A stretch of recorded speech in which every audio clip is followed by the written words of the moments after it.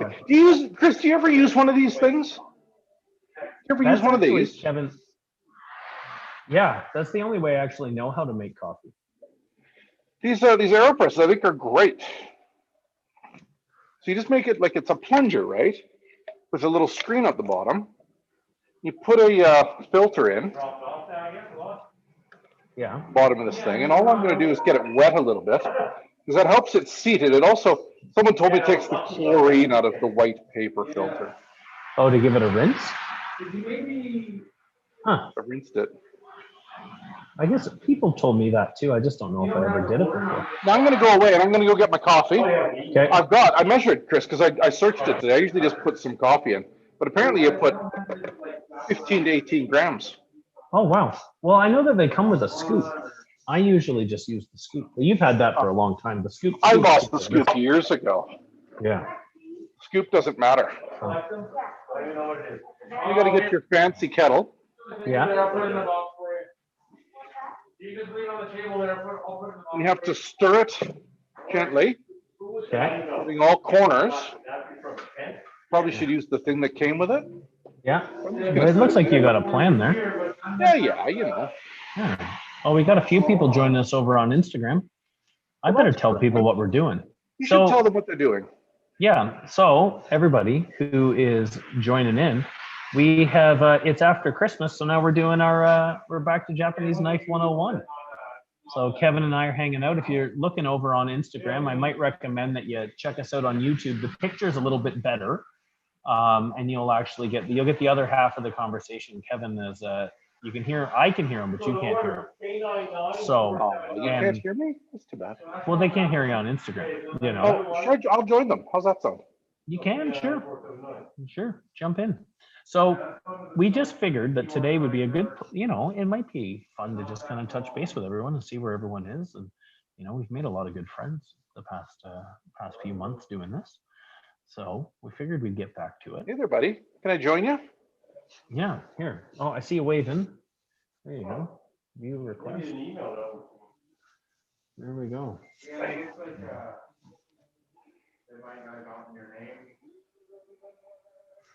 So there's Kevin on that one. I don't know if I can hear you. Say something on that one, Kevin. Can you hear me over there, Chris? I can, but I'm going to turn my volume down. I'll turn mine down. I might clean my mirror. I might clean my camera because it looks really terrible. Oh, we've got a couple people. It's just a bad camera. A couple people have jumped in already. We're wasting our time. I'm making a coffee here. This is how unprofessional all of this is. AeroPress coffee. Chris, what are we doing here? It's called Japanese Knife 101. Yeah. So we've all, Christmas has happened. I presume if you're watching. Oh, Brian Gutterson. How are you? Brian's got a Kujira addiction. Oh, and there's Mr. Sean. So, but we've got, we would do these videos once a week or so, and we wanted to get back to it because we got a little bit of time. I don't know if any of you are located here in Ontario, but we got a little bit of time in the Ottawa shop these days. So we thought we might get back. Well, turns out that our government has decided we're doing a provincial-wide lockdown in Ontario.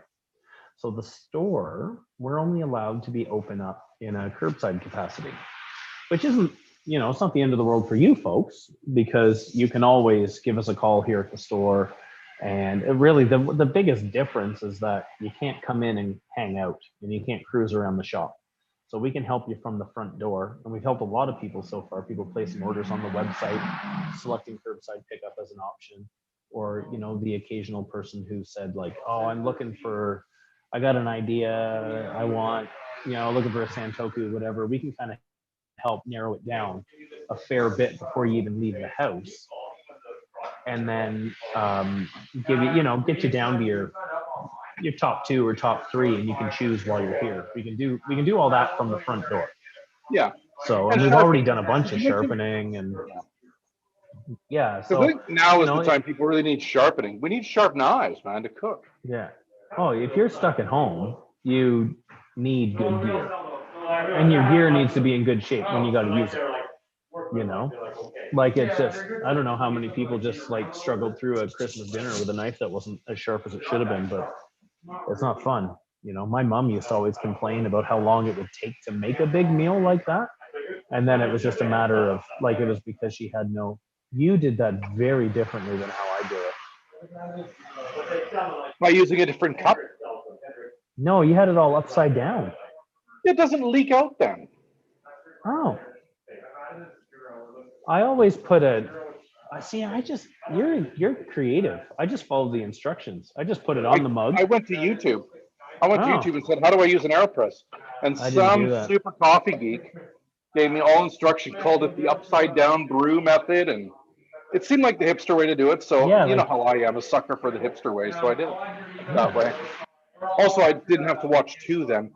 Yeah. Listen, Peter Brown said, don't worry, Kevin, about your level of professionalism. This is about the level we expect. So there you go. Thanks, Peter. Well, you know what? Peter gave me, these are currently unplugged so I could plug in the computer, but Peter gave us these great Star Wars Oh, those Christmas are cool. ornaments. Those are cool. Yeah, so we got some stormtroopers and some little BB-8s. So that's pretty fun. Yeah, Peter gave us those. That was great. But I saw there's already a couple of questions, Kevin. Listen, I just want to say, I see Rakesh said he's making juice and prepped everything with his Mortak and Nikiri. I got a Mortak Hanazuki here I have to sharpen up a little bit later. I'll tell you all about that. But Rakesh, right now my computer is sitting on a Traeger grill that I've got out and I've assembled, and I'm using it for some smoked or grilled pork chops. I don't know what you call it. Smoked pork chops? Grilled pork chops? I don't know. But I'm doing it. I'm using it today. Yeah, that'll be, yeah, we were talking about this. So one of the big things, I guess, you know, today's video, we just wanted to touch, the biggest point here was we wanted to remind you that we're here. And, you know, I'd be offended if you had forgotten about us, but here we are. But we wanted to just kind of touch base and let you guys know that we're going to start doing this like a little more frequently again, just because we're going to have the time here in Ottawa. Like I've got, you know, we're going to, it's kind of like where we were back in the spring, but just with like a little bit of a. You guys are close to what, the 24th? Yeah, it's like the 23rd or 24th. They said 4 weeks starting on Boxing Day. So it was a little bit ambiguous. I don't know if they've actually identified like a hard close date right now. I know that like the mayor of Ottawa, and I'm just gonna put this out. Like I don't want this to be a forum for, you know, whether things are right or wrong. We're just dealing with it the way it is. Like I don't want to get into a big like mayoral discussion or anything like that, because I tend to get very frustrated and it's not good for anybody. I really show how unintelligent I am when we start talking about these things. So we're just making the best of it, and we had a lot of fun doing these videos in the spring with more frequency, and we wanted to touch base and see what everybody wanted to see. There was some really great ideas. Nathan had put up a post on Instagram about stuff that you guys might want to see more of. You know, like deeper conversations about different types of steel, pros and cons, what's our top pick out of individual materials. Someone had an idea of trying to get a Fujiwara Zoom interview going. We can make that happen. Yeah. We can make that happen. We'll make that happen. We'll get a Zoom meeting like this with me and Naoto on one side and Mr. Fujiwara, wherever Chris is on the other side. Yeah. Yeah, that'll be cool. Because he's the number one badass. Yeah, a lot of people have been asking for videos. Videos of individual knives in action. Ooh, you know, which I think we could do. Like that could almost be like a little bit of like an unboxing sort of thing where we just focus on one knife. I think that could be a lot of fun to talk about. That is fun. Yeah, various sharpening tasks and the preferred gear, which you know, like that's kind of what Naoto was getting up to. I'm sure that we'll start doing some of his videos again. And then, you know, interviews with local chefs, more blacksmith and Naoto kind of not curated, but moderated interviews, like what we did with Kato and because Manaka-san. And let's be honest, Naoto is very good at speaking Japanese. Yeah, I'm very good at looking the way I do, and that's about it. That's my biggest skill, is looking very unkempt. You know what? I'd like to thank you, Chris, for sending me that 36-day calendar. Chris for Christmas sent me a desk calendar, and it's got one sheet. It's like a little square thing. It's got one sheet for every day, and there's a picture of Chris in a different kind of bikini or bathing suit kind of outfit. Yeah. So I've got 365 days of Chris at the beach, one a day. The first, like I'd say until about October, like there's like all the pictures are very exciting, and then after that, the last kind of 60 pictures are just Chris standing there going. Yeah, I got. It looks like you shot them all on one day. Yeah, You just got sick of it. Day. But it's nice. So like every day I got a Chris in a bikini. So that's nice. Or a Speedo, I guess, a bikini. And someone else had an idea about doing another conversation with Shibata-san where Naoto and Shiba can get pretty nerdy about sharpening. So I think there's all really good ideas. And if anyone Shiba's had anything, nerd level of sharpening is interesting because he's really just pragmatic. So Shiba says things like, "Well, I don't know, just sharpen it." Yeah. His answers are pretty funny that way. So I think that would be interesting to really debunk things and take a lot of the mystique that's out, kind right? of what I find about sharpening, right? Is that there's a lot of there is a lot of conversation around it, and people get and I'm not that, I would say my favorite part of my job is helping people pick out knives, and sharpening is a part of my job, and I'm I'm quite good at it, and I've got my own opinions about it. But my favorite part of the job is helping people pick out knives. So I think a lot of people they don't always like the answers that I have when it comes to sharpening, because it's usually do what you're doing, but do it slower and do it longer. Yeah, like that's usually more. Do more strokes as often. That'll fix your, that's most of it, like, oh, I'm not getting it as sharp as I want. Well, you just probably got to spend a hell of a lot longer on it, There's not as many tricks as what everyone wants there to be, I think. I think a lot of people have really made it much more complicated than it needs to be. I've seen some very complicated methods of knife sharpening. I'm like, whoa, dude, that looks hard. So I just don't do those. I just do the way she up. A lot of people ask us about the and it's always kind of this time of year where you get a lot of people looking for like the quick answers to sharpening, right? Like you'll get like they want the gizmos and the systems. I know, just because of I work here and I look up knifeware quite a bit on, like I'm helping a customer. I got my phone out. I'm looking on the website, that kind of thing. I get a lot of like weird recommendations through Facebook and stuff like that for little sharpening systems. I've never really used one. Do you know what I'm talking about, Kevin? Where you like all the gizmos and stuff. Yeah. Sorry, I'm just putting some stock in my turkey soup here. Oh, okay. Some look better. I really am just making turkey soup and drinking coffee. And hey, Lana Barrington from London's join us.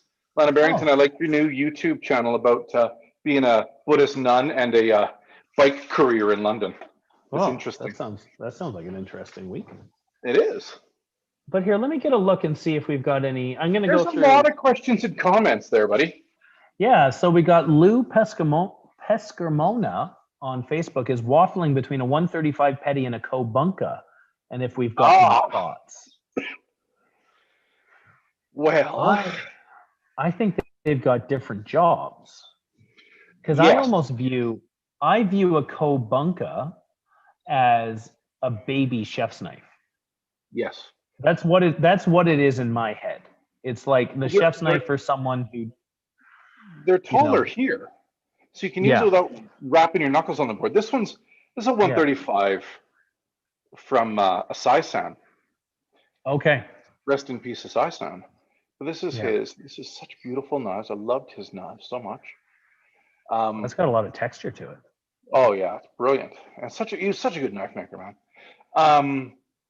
But yeah, I view this as a really little job. But like you wouldn't want to do a ton of work with it. But I think a Kobunka, you can actually use it as a mini chef's knife, like you said. Yeah. So that's kind of, it really depends. You know what, like Lou, I think it depends on what you're hoping to do, right? Like if you've got like a whole bunch of little jobs that you want to take care of, well, then you know, and you don't want to reach for the chef's knife. Like a lot of the cooking that I do at home now, I wouldn't even call it cook. Like, well, right now it's everyone's at home, but when the kids are in school, like the majority of my time in the kitchen is spent like they're in bed and I'm putting their lunch together for them. So there's like a kobunka, or I like to use, I use one of those Tojiro American utility knives. The one that we can't get them now, but Shun makes one they call the ultimate utility knife. It's like it looks like a sandwich knife. Oh, Kevin's got one in his hand. Perfect. I got one in my kitchen. It's right here on the wall. But like something like that, or a kobunka, is perfect for most of your little jobs, right? Like if you're making sandwiches or things like that, like you're just cutting up like crudité for the kids or whatever it is, right? I just find myself reaching for those smaller chef's knives quite often. Yeah. Whereas a petty, sorry, go ahead. I was gonna say, whereas like a 135 mil petty is more what I would call a utility knife, like, you know, utility knife, where it's like pretty good at most things. Like it's a little less of a specialized knife. Like I like the 135s, like if you're cleaning up you know, if you've got a lot of butchery on the horizon, I find it makes a really good knife for like cleaning up silver skin or trimming fat off of a roast, or even like breaking down a chicken, like in a boneless sense. Like a Hanasuki will be better, but a utility knife will do it. Like it's one of those, like it's kind of, I don't know, what's that saying about jack of all trades, master of none? That's a saying, isn't it? I feel like my dad used to say that. Yeah, I am that, I think. I'm really good. So, I'm okay at loads of stuff, but I'm only really good at mopping a floor and making hollandaise sauce. You talk about that a lot, mopping the floor. I do. And then over on our buddy down in New York City, whose name I can't remember, and I'm really sorry, is saying that something like that is great if you work in a smaller kitchen. Like, he's in New York City. He joined us one day, showed us a bunch of knives, and forgive me, I can't remember your name for the life of me, but if you remind me, we'll be one step closer. And then still on Facebook, Pat Young, my Shibata Suji from You Guys Took Care of the Roast with Ease. That's neat. You know what? Because for me, like Christmas, like I come from a maritime family, and mom would make what's called Jig's dinner, which is like a boiled dinner with a roasted turkey on the side. So I always find it interesting when people, Minority Report Eatery, that's right, yeah. When people talk about because I cooked duck this year, which was like the first time that I would have had anything other than a turkey on Christmas. I cooked duck, so the you know, but yeah, like why not have a prime rib? That would be great. You guys had turkey. So Don Penny's been cooking a ton of turkey. Adam Yarbo says, loving my 300 mil Masakagi Koishi. Is that what you're just talking about? No. No, that was someone different. Oh yeah. So Adam says he used a 300 millimeter Koishi to cut up his roast beast with. Or his rib roast, I guess he said. And so that's also another great little slicer. What fun blades, I think. TJ's got a 165 Denka coming tomorrow. That's what excited about. I gave him one of those. Yeah, you know, I always think that like I don't actually have a Santoku. I have a whole bunch of 240 Gyutos. That's kind of but I could find use for a Santoku. I just always get tempted by the bigger knives. Yeah, you have a type. Yeah, I do. I've been told. Yeah. Even your sister told you that. Yep. Sean had a good point here on YouTube about kobunkas. Just to kind of go back to that, they vary quite a bit from maker to maker. This is true. Like a Masakage is the Masakage kobunkas. You have. I wish I had one. I don't know if I. You know what? I got a Zero here, and you know what? It is bunka. That's right. I always say bunka. Yeah.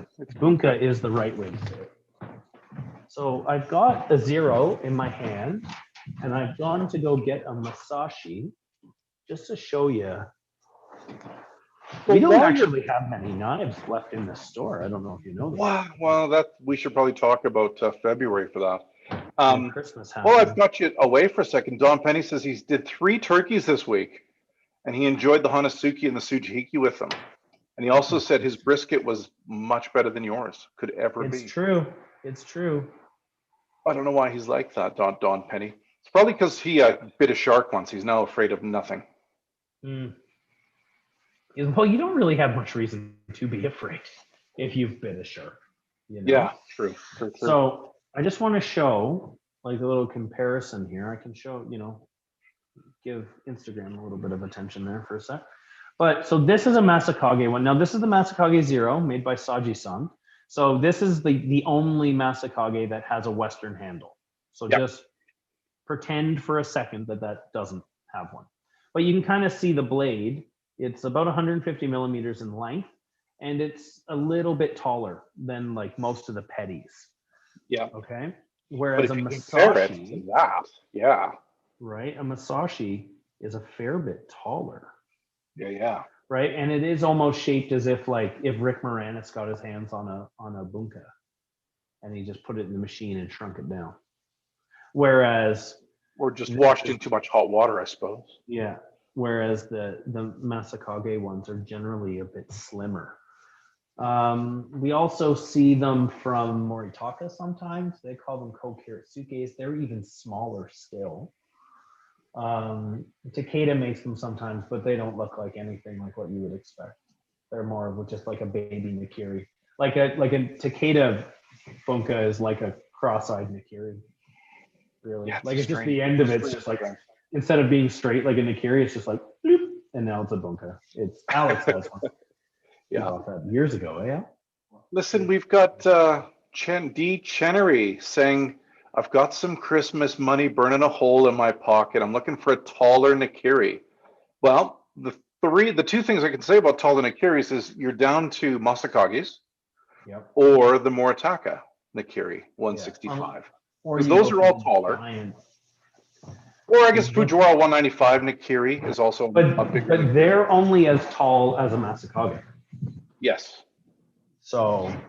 But if you're looking for a tall Nikiri, and I get it. So I worked with Masakagi knives when they were launching their blades. And I helped them kind of, I don't know, I helped them make them look cool and be desirable for me anyway. So I asked them to make the Nikiris much taller. And because I got a big hand, right? And I generally sharpen, I was a chef for many years, and I would sharpen my knives every Wednesday. And my Nikiris would just like shrink over time, right? Like 50 sharpenings a year. Yeah. And I like my Nikiris like crazy sharp. So I kind of burnt up my first Nikiri that I ever had. So when I was working with Masakagi, I said, just make them taller because then they're cooler. They'll live longer. And plus I'm tall. I'm 6'3", right? So I'm far away from the cutting board. So I don't want to reach down as far. So I want my knife to be taller. So you can see there how big just an example, right? So this is a Masakagi Kuishi Nikiri. This is the only one we've got in the store now. And then this is from Masutani. We would have talked about these quite a bit on the lead up to Christmas because they're like a really great gift. But they're a little more standard in size. Yeah. So, but if you look at them, I've got the spines kind of touching. But look how much more Nikiri there is with a Masakage. Yeah. That's what Kevin's talking about. Most of them are going to be this size, but the Masakages and some of the Moritakas are going to be bigger like this. Because Moritaka makes the 165 is more of the standard size, and then the 180 gets a little bit bigger, and then there's the 165 Mega Nikiri, which is even taller than the Masakage. Yeah, I don't have mine out in the kitchen right now, or else I'd show you. Sorry about that. Yeah. So, but no, I'm with Kevin. I'm a fan of a taller Nikiri as well. I have that Fujiwara one that I have is a little bit taller than what they generally are, or at least it feels that way. Oh, Ted is talking about zeros. This is the one that Chris is talking about. Him and I've got matching Fujiwara Nikiris. Yeah. So that one's a little bit taller than. Well, I think it feels taller because of the handle. I think. Yeah, the handle's pretty slim, and I don't think it's any taller. But I like I think just it feels a little bit taller, and I agree with you. And I think it's because the handle's really quite narrow. I like this narrow handle on it. Yeah. That changes the feel of it quite a bit, actually. I like this little knife. I should probably sharpen. I got about 6 chips in it. Yeah, I chipped mine the first time I used it. And that happens. I think, what have we got here? Charlie Davidson says he wants to get Japanese antiques like Tsubas. Were you ever at the Mortakas with me, Chris? No, that was the one. Yeah, I got to go to, when I was in Japan with you, we got to go to Shikoku, but we did not go to Kyushu. Right. Yeah, my trips, I don't get to everywhere on my trips because it's just too far, too hard, right? Yeah. So that's why I go 2 times a year. Charlie Davidson said he's looking for antique Tsubas. That's the round part that the sword handle goes in. You know, there's a sword handle, there's that round part, and then the blade. Well, I was digging around in the Mortaka's sword forts that they don't use anymore, and opened a drawer, and I found about 50 of them, just waiting to put on a sword. I'm just going to show this off. I just think it's cool, the stuff you find in a blacksmith shop. Oh yeah, well that was like at Fujiwara's, like, you know, there's just like in the deep dark corners, you find all kinds of stuff. You didn't see what's in Fujiwara's office though. He's got a golf bag in his office, and he's got 3 large drivers and 5 swords. Just like, you know, wrapped up like in the bamboo or in the wooden sheath, and then wrapped in silk. But he's got 5 swords in his golf bag. Well, you know, I don't want to go if I had a golfing golf with bag, him. I'd probably have, you know, I might keep stuff like that in my golf bag if I had access to it. That'd probably be the only reason I'd buy a golf bag, to be honest, is if I had 5 swords and I need somewhere to keep them. Because I sure as hell don't have golf clubs. It's a handy storage unit for swords. Yeah. Brian Crook says his 135 Masakagi was great for the turkey. Oh, wicked. There we go. But yeah, over on, I was just showing up, that was a 0240, because Ted Lane had said, I would love a Zero, any Zero. So I picked the biggest one that I had in the store to show you. Do you have a Zero? I don't. No. You know what? Either do I. I know Nathan does. I almost did one day. We got a 300 Tsujihiki in once. Somebody Saji made a mistake and made a 300. We got that in once, and I almost did, but I didn't. I should have. I kind of kicked myself for it, you know. Oh, Double Fe says, are Kurosaki Sasame Nikiris Masakage size? I know Kurosaki makes some of the Masakages. I don't think they are. Alex is shaking his head. They're not. They're standard size. Yeah. They're a bit bigger than like Masashi, but not quite as big as Masakage. Okay. Yeah, I don't know if anyone could hear what Al just said, but he had said that they are slightly bigger than a Masashi, but not as big as a Masakage. We've actually there's a really good picture in Kevin's book. I'm going to grab it. Yeah, I wrote a book. We have this picture on the wall here in Ottawa, and I go and show everybody, except that part of the store has a hole in the ceiling and there's water coming out of it. So we're going to avoid that part. Where is this picture? What are you looking for? I want to show the picture of all the templates up in Kurosaki's workshop. Oh, and if you ever go to the Calgary store, that picture is right at the front door. Oh, that's like our shop too, right? So, but what's really neat is when they're working, or when he's working, they're all made out of tin, aren't they? So they're like a template that he'll hammer out the steel, and then he'll take the template and just kind of put it against the piece he's working on to make sure it's the right dimensions. Because they'll, one of the neat things they do in Takafu is they hammer everything out, and then they use a big hydraulic press to stamp it out of the piece that they've hammered. So yeah, because they've got the machine. Yeah. You know, and have you seen the machine, Chris? You have to press it with 2 fingers. Yeah, I used it. And you have to, because they don't want your hand to get under this. So they make you use both hands. So that you watch the blacksmiths, they'll show you how to do it, where you hold it with your hand and then press it with your hand and a knee. Yeah. Yeah. There's a lot of safety concerns. You know, we joke around here quite a bit about Masashi and his safety shoes, but because when he came to do demos here, he just wore a pair of flip-flops with those toe socks that like my daughter loves. And it was scary because, like, to me, like, I don't even like cooking in my own kitchen with no shoes on. So, like, I'm just afraid of dropping things on my feet. So, That's funny. so what are you working on there? So this is a friend. A friend bought a Moritaka Hanazuki over the break, and he didn't like how it felt. He said it didn't feel as sharp as his other knives. Now I know what's going on. The knife is sharp, but since it's ground at such a fatter angle, you see the blade, how fat the blade is. Yeah. So the way it's ground, it's never going to feel as sharp as a really thin Nikiri, right? Yeah. Yeah. Because it can't be. How am I going to cut it? I'm going to cut it here. Oh, there we go. Anyway, it's never going to cut the way a really thin Nikiri because that's just math. It can't be as sharp. Oh, little snag there. Maybe there is a little snag there. So I just told him to drop it at my house because, Chris, I'm under quarantine. But anyway, I told him to drop it at my house, and I would work on it for him and make sure it was perfect. So I'm just touching it up here on some of the knifeware stones. This is the 1000. I'm going to use the 4000, and that's it. Yeah, that's all I generally do with like my Hanazuki.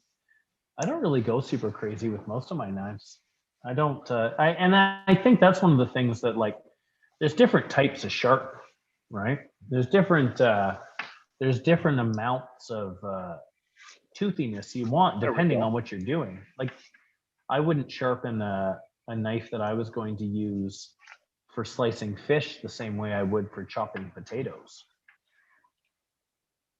So I think that's one of the things that we've actually, here in Ottawa, we've gotten pretty good, especially with things like cleavers. People will come in and they've got they want us to sharpen their cleaver, and it might be one of those like Chinatown specials, or even it's like a more of a Western style cleaver. And one of the first things we ask them is like, what are you going to do with it? What's the goal here? Because you're not gonna take a Henkel cleaver and bring it up to like a 4000 grit stone if they're gonna just smash bones with it. No, it's not the right kind of sharpness for that vehicle. No. There we go.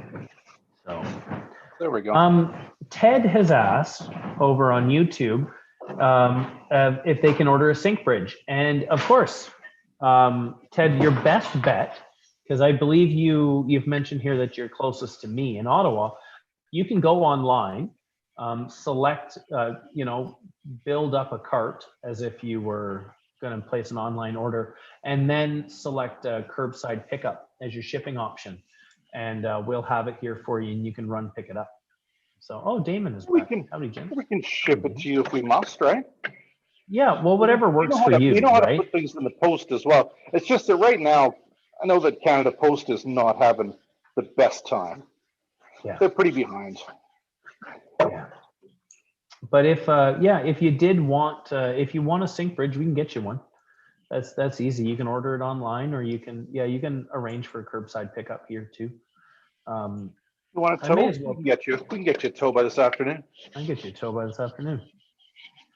I got a Big Lebowski calendar for Christmas. I put it up next to where the staff schedule goes.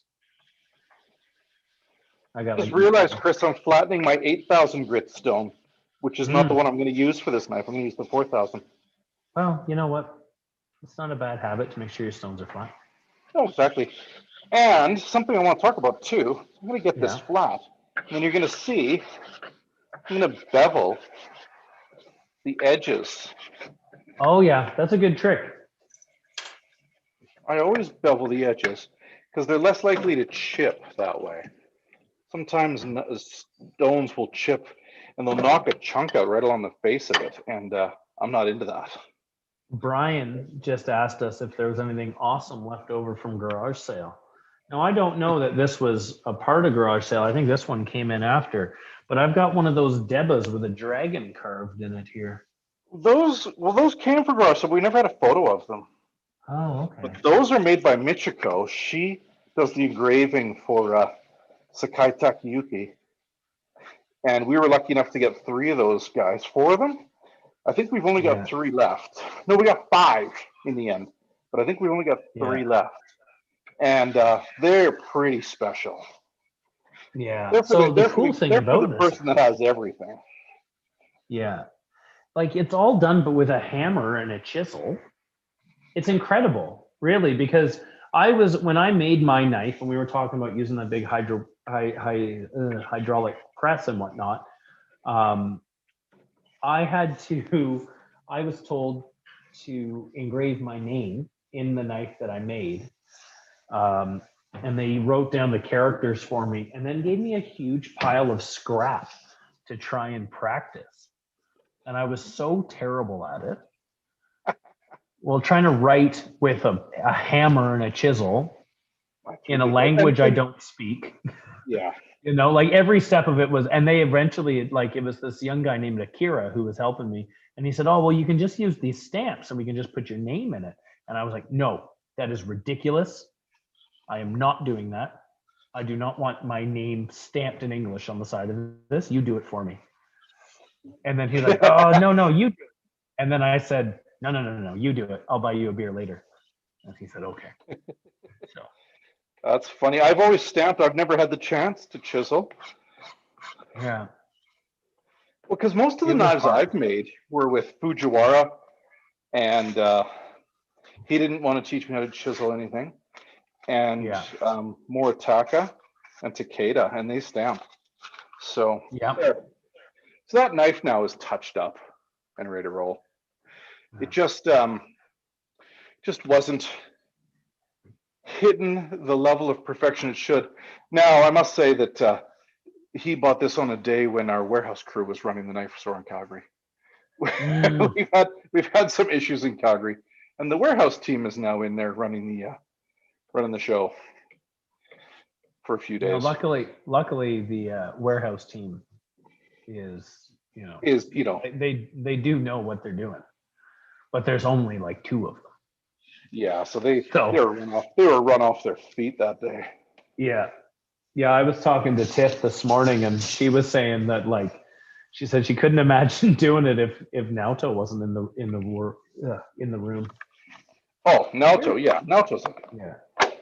Well, we got a couple good questions here. Ted is asking, would you go above 4,000 grit on a German knife? No. You know what? My answer depends on what the purpose is. Because I teach. What do you want to do with it, and how often do you want to sharpen it? Yeah, I would never go above 4,000 on my chef's knife, on my Henkel or Wusthof chef's knife. But on a carving knife, I might, if I was using it for slicing fish, like raw fish, I would.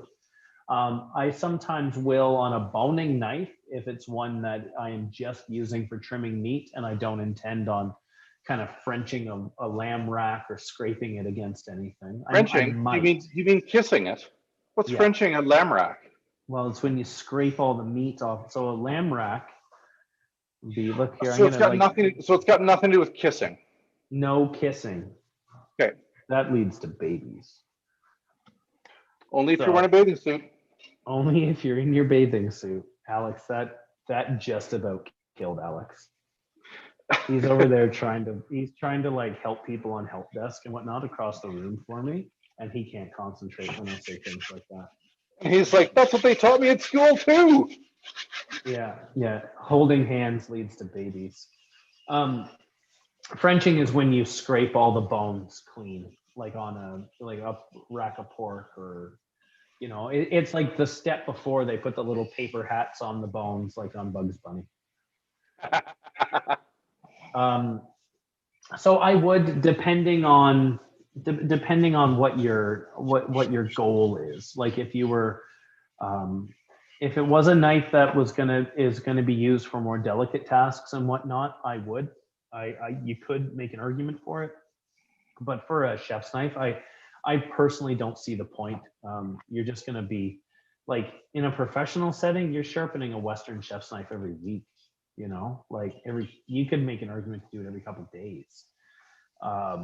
So it's just a matter of I would sharpen on Wednesdays, but I probably should have just touched my knives up every day, man.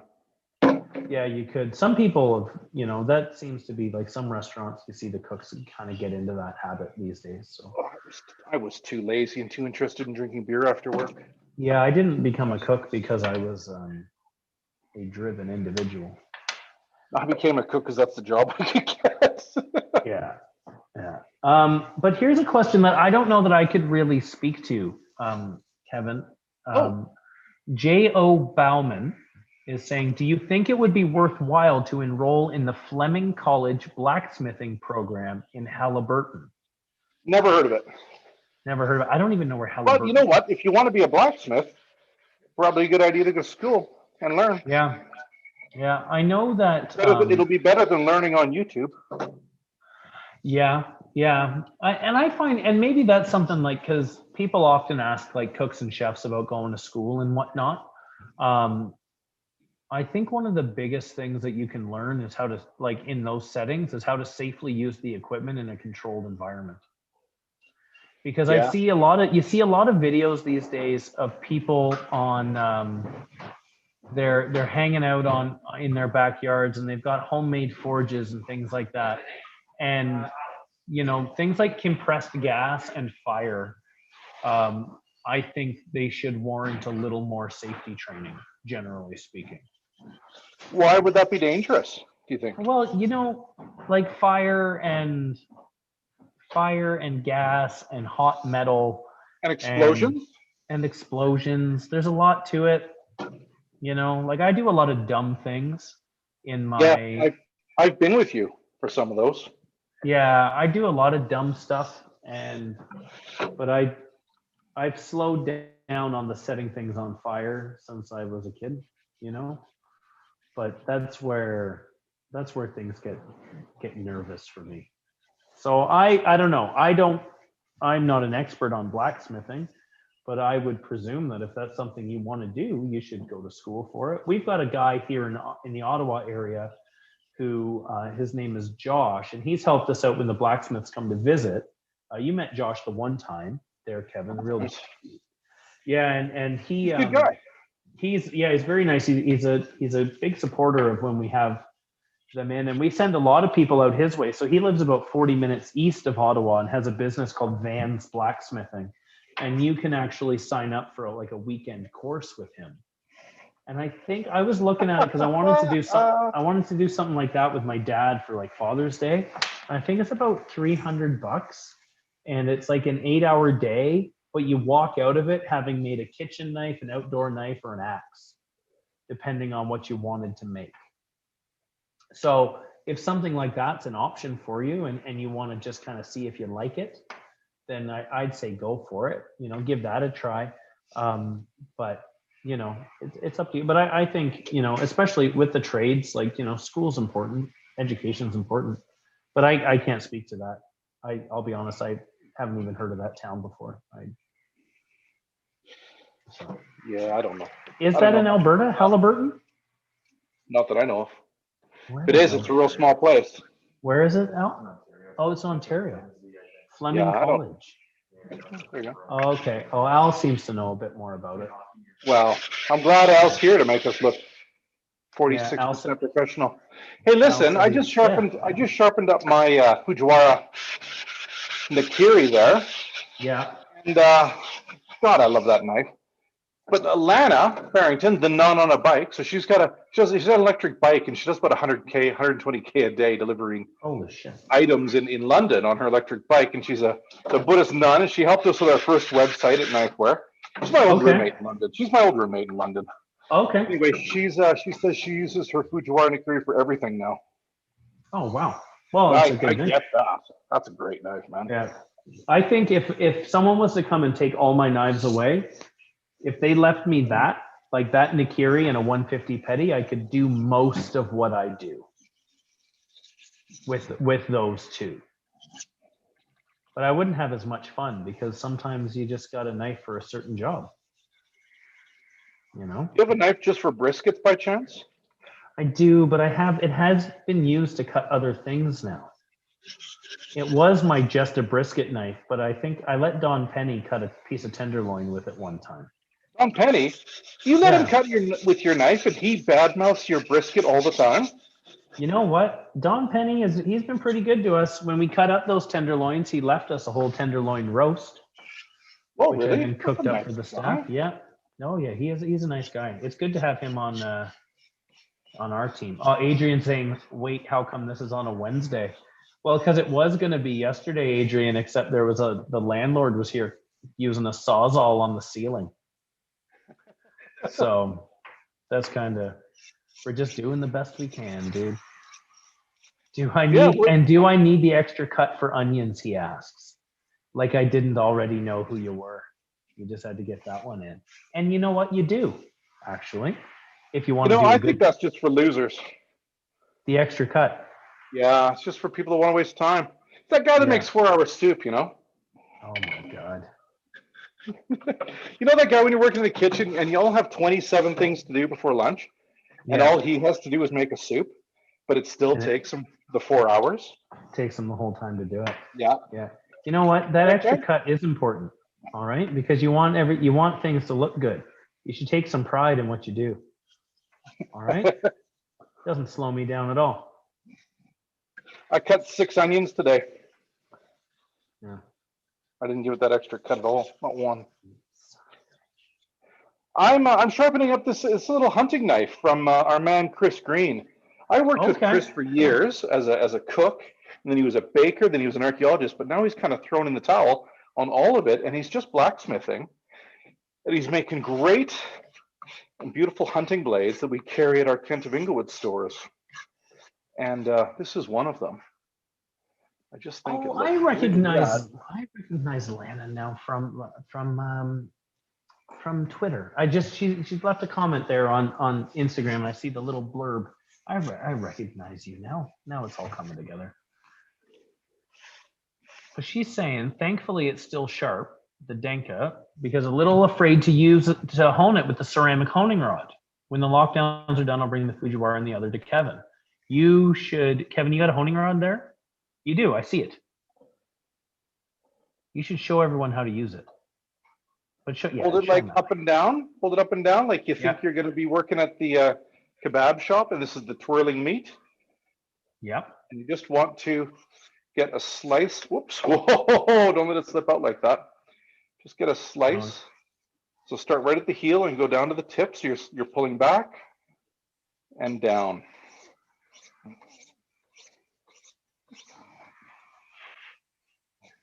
Adrian said the 4-hour soup guy manages to find time for 10 smoke breaks, though. Yeah, of course he does. I hate that guy. Yeah. So here's I'm going to say something a little bit mean about North American blacksmiths. They're real good at making knives look beautiful, and they're really good, I think, at making really great handles, but not so good about sharpening sometimes. So that's one of these skills that I really want to help Canadian blacksmiths with, is to help them get sharper knives. So I'm gonna in the new year, I'm gonna go down to Chris's studio forge and give him a knife sharpening lesson, whether he likes it or not. Well, that's nice, yeah. Well, I thought so. Listen, can I tell you about something really cool that happened? Have you ever heard of a video game company based in Edmonton called BioWare? Yeah, I have. Yep. Okay, well, they're based in Edmonton. I didn't know that. Yeah. And one of the guys that started it, Trent Oster, he sold out of that years ago, sold his third of it for lots of money. Yeah. And now he's doing all kinds of weird things. But one thing he started a new video game company called Beamdog. He's doing that, but he's also decided he wants to be a blacksmith. Huh.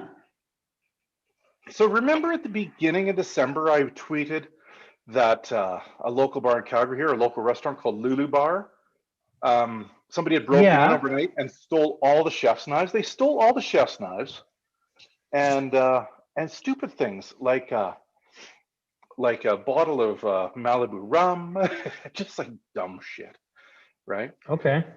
But they had no knives, so all the cooks were like knifeless, and these are the tools that a chef uses to make money, right? This is a low blow. So we helped them out. We gave them shirts and replaced their kit and stuff. But Trent saw my tweet and he said, "Hey, I'm going to make you guys a knife," because he thought it was one person, not like 5. So he says, "I'll make Yeah. you a knife." And he did. He made a really cool looking knife, beautiful, and it bordered on fantasy. So it was the knife that you would think that chef, if a video game maker made a chef's knife, kind of what it looked like, right? It kind of, you could see the inspiration. Cool looking knife. And we gave it to the guys at Lulu, and they love it. They've changed it. They've turned it into the Lulu bar knife, so it's always there for anybody to use. And Chef Joseph says he sharpens it weekly. It's a great knife. Awesome. So I didn't know that I remember the fellow making the knife. I didn't know about it's a bit of a hot shot knife maker, being a hot shot video game maker. So I recognized those names right away, or the name of the companies, because they made a bunch of, there was some video games that came out, computer games that came out when I was a kid called Baldur's Gate 1 and 2. Yeah, that's the ones they made. Yeah, and those are, for anyone who doesn't know about me, those are like the video game representation of Dungeons and Dragons. Oh, are they? Yeah, they're all of like the old rules. Kind of, they got a new one coming out, but I think it's someone else making it. I don't think it's either of those companies.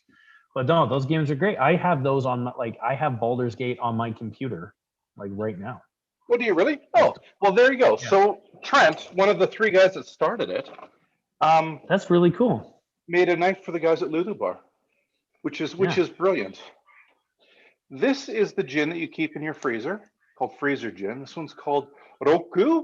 It's from Japan. Chris, you and I have drunk some of this. Roku means 6, and it's got 6 botanicals. It's got sakura or cherry blossoms, yuzu peel, sencha tea, sansho peppers, the green peppers, sakura leaf, and gyokuro tea. And the gyokuro tea is the tea that tastes kind of like vegetable stock. It's really good. Oh, okay. There's a lot of umami in it. So sometimes you just have to have gin out of the freezer in your cup. And here, I don't know if you can see how fine that lip is. There's almost nothing to this ceramic cup. It's from Takamura. Oh, really? Takamura gave me this little cup one day. Yeah, it's beautiful. Like, it's stunning. I love drinking out of this cup. It's my favorite whiskey cup or freezer gin cup. My coffee's done and it's gin time. Yeah. But you're at work, so you're probably not doing that. We are just talking, Chris. Yeah, well, I was talking about, we were talking about knives for quite a bit. We've actually been more on topic this time than I think any other time. Really? Should we do naked jumping jacks then? No. People like that. No. One thing I wanted, maybe I'll just kind of pull it in for a second and just kind of remind everyone that this is an Ask Us Anything event. This is an Ask Us Anything, So if you do have questions, if you just got something for Christmas or you gave something to someone else and you have some questions about what you may have got or how to take care of it, by all means. I figure I should let everyone know that, what's today? All the stores are open today until 6, all the knife wares. And then again tomorrow from 10 a.m. to 2 in their local times. Now, the Ottawa store is a little bit special right now because we're not allowed to be open to the public, but Alex and I are working to help out with in any kind of curbside capacity. So if you have knives you need sharpened, you don't really need to call ahead. We are here during the normal business hours. It'll be a little bit confusing because you'll try to walk into the front door and there's going to be a table that blocks your way. But one of us is going to be in the room, so we'll notice you come in and we can take your knives and, no promise that we can get them done right on the spot, but we've actually been pretty quick. I think we've been like it's only taken us a day to get all the sharpening done for this week. So don't forget about us. If you're stuck at home, you can come down and we can get your knives tuned up. If there was anything that you wanted, I know we were talking to Ted there about getting him a sink bridge. You can place an order online for curbside pickup. If you need a little bit more help with picking out a knife, maybe give us a call or send us an email. You could send an email to the help desk, hello@knifeware.com.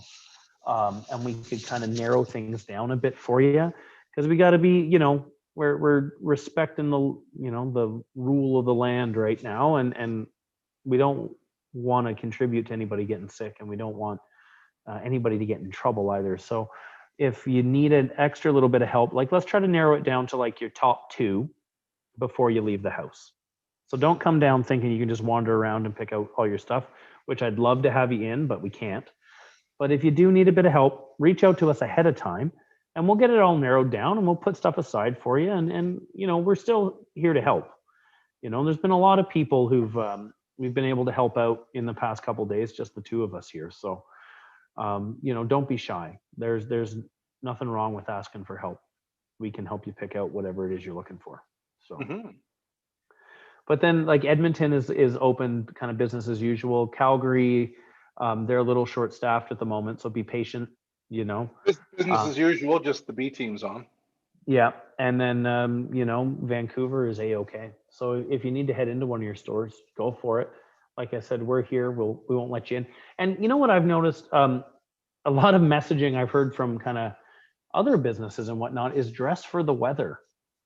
If you're headed down to the Glebe because you want to see us, it doesn't matter if it's freezing rain or not. I really can't let you in.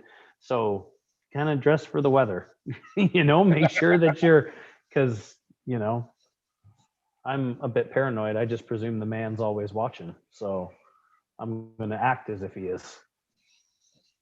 So Chris, we've got some comments here. We got Charlie Davidson said, I dropped my Yuki Kobanka on the tile floor and nothing happened. Ooh, that was lucky. Lucky. That's super lucky. And that's a good one. Adrian says, I always take my knives home. That's because I'm sure we're talking about when the knives were stolen from Bar Luna. Stupid. Will there be more Moritaka AS Nakiri coming in the future? We have put in an order for Moritaka AS, lots of things, and they're going to have Ishime finish, and there's going to be Nakiris and Hanasukis for the garage sale in May. It ends on the May long. It ends on the May long weekend. It starts the Monday before. Yep. And since it's on the way long weekend, sometimes we let it go for the extra Monday as well. So it'll be 8 days of garage sale in May. So Lou, fingers crossed, we get some of those knives in that you're looking for the garage sale in May. Brian over here on YouTube is saying, I always wondered why it ended up with so many 240 Gyutos, because that's a default size, and Chris and I have a type, and it's 240 Gyutos. Yeah. And he says he has no Santoku, so it must be your influence there. Odds are, yeah. Poor Brian. So Brian is a customer here. He's been into the Calgary store as well. He's a doctor.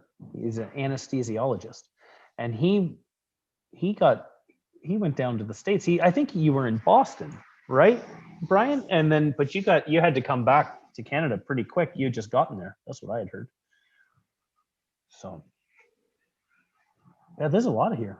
What else have we got? A lot of comments here that we just missed everything. I see a lot of comments that have been erased too. I wonder if we offended somebody. Hope not.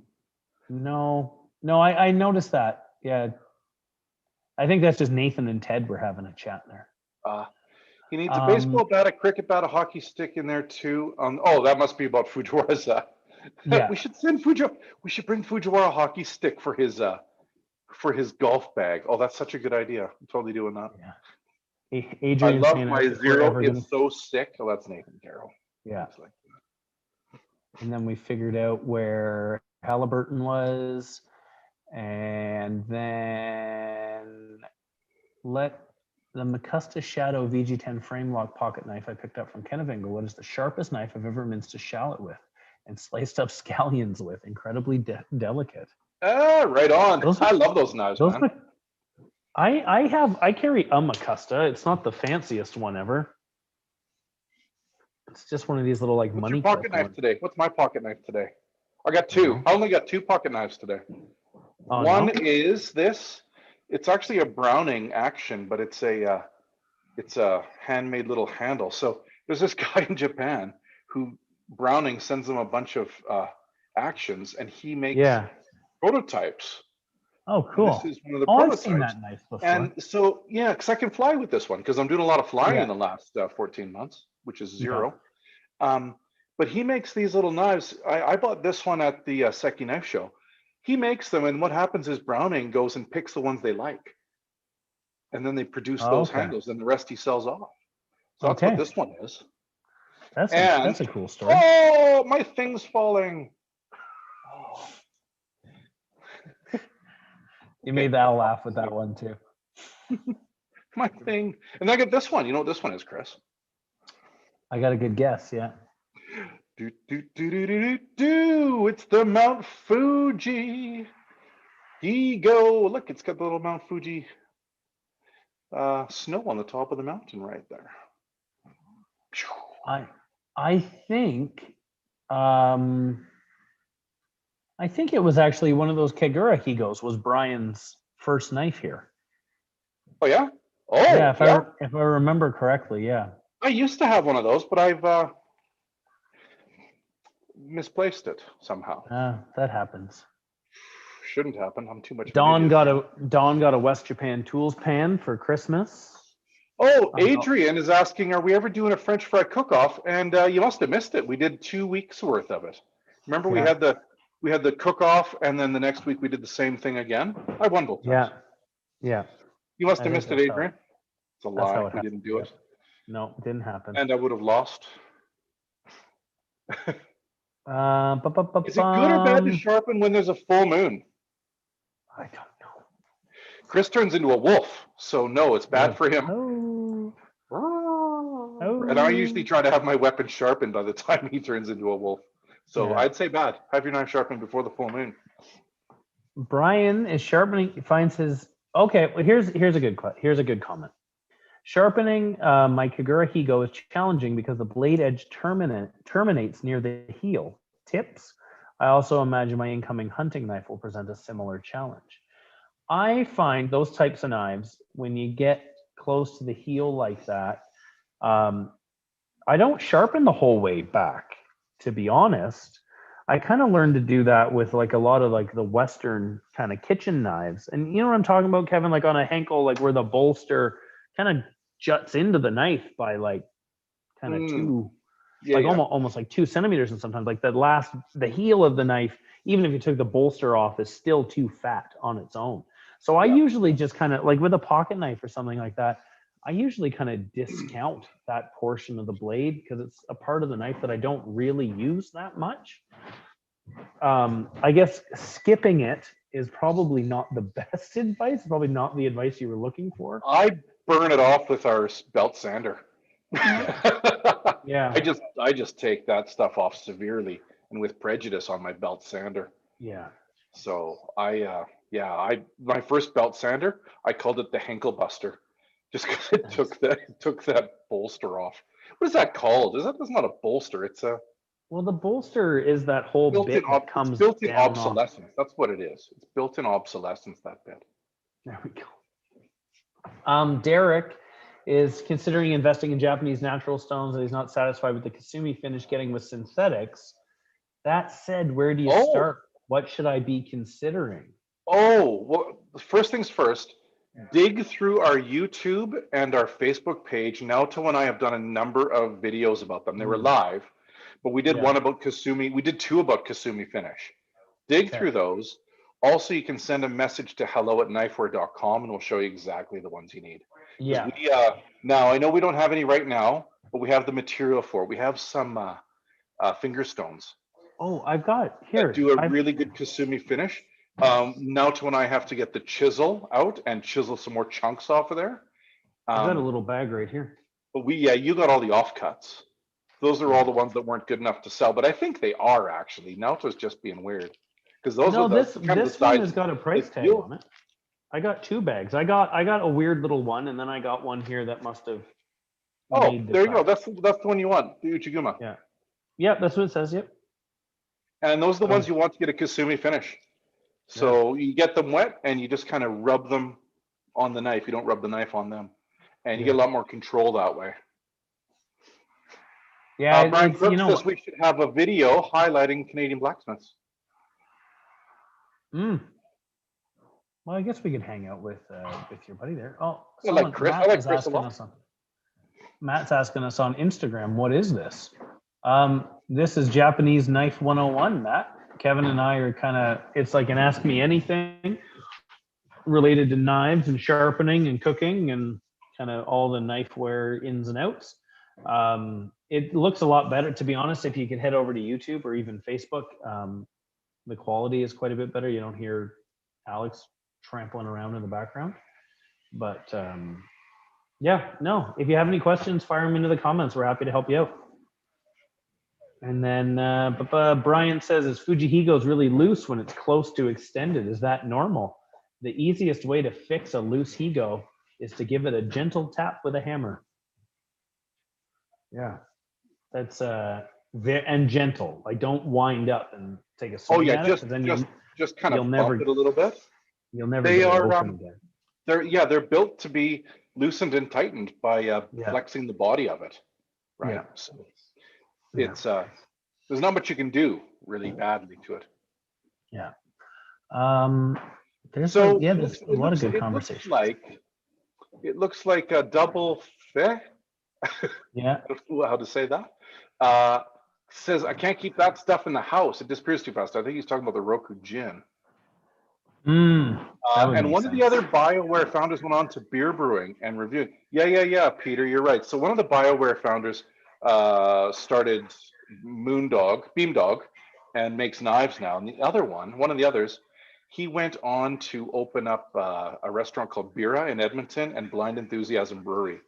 And Blind Enthusiasm Brewery is designed to make really outstanding beer, but I do not believe they were ever intended to make money, because it sounds like the investment was insane, and they have a huge sour room. They basically bought a huge building for a cool facility, and they're making beers that are insane good, but I don't think they're designed to make money, which is also a cool thing. Yeah. Matt is asking over on Instagram, any recommendations for like a general sort of pocket knife? The Higos, like what Kevin has got, is an amazing knife for like what, $70. Like they're a hand forged white carbon steel. That one's called the Fuji. Something. If you just looked up Higo on our website, 4 options will come up, and that's one of them. Fujin, I think. No, Fuji. You're right. Fujin. Fujin. Is it? Yeah. Yeah. That's a really great one. The one that Kevin had up. If you were looking for something a little more, I guess let's call it involved, you should check out the website for our sister brand, you'd call it, Kent of Inglewood. And I would check out the Makusta knives. It's MCUSTA. I have a couple of Makustas. I quite like them. They're made out of VG10, so it's a really good shield. Oh, Alex says it's the Mugen Fuji Higo. Oh, there we go.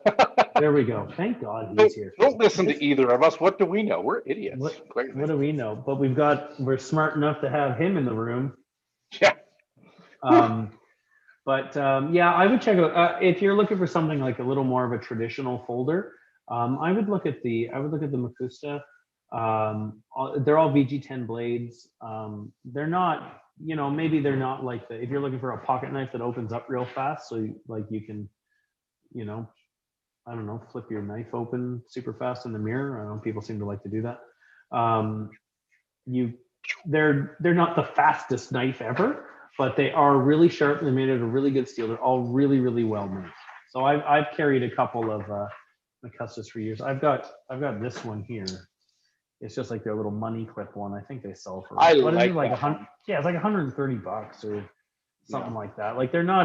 This is actually the second one I've owned because I lost one once. I liked it enough. I bought it. I bought the exact same thing twice. Chris, do you know why we don't have so many Makusta folding knives right now? Because I buy them all because I lose them. Because the Canadian government stops our boxes from Makusta at the border now and inspects them and has decided that all of our folding knives from Makusta are illegal. Oh, really? Because you can open them with one hand. So we're trying to get around that. So we're looking to get them redesigned a little bit so that you can't open them so easily, which is a bummer. So there you go. Because I'm left-handed, so for me, they're not actually designed for me to open quickly, So it's all you right-handed people living it for me.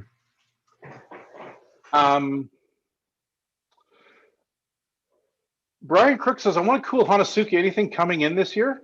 Well, in May, we're going to have a bunch of these, which is my favorite Hanazuki, the Moritaka. Mm-hmm. And we're going to have a bunch of these in Aogami Super and Ishime finish like this. So that's cool. Other than that, there's a new Fujimoto line coming in. Yep. Shiji finish, and I believe there's a Hanazuki in that. And we've also got every line of Masashi knives are coming with a Hanazuki this year. Oh, really? Yes. Nice. That's cool. That's awesome.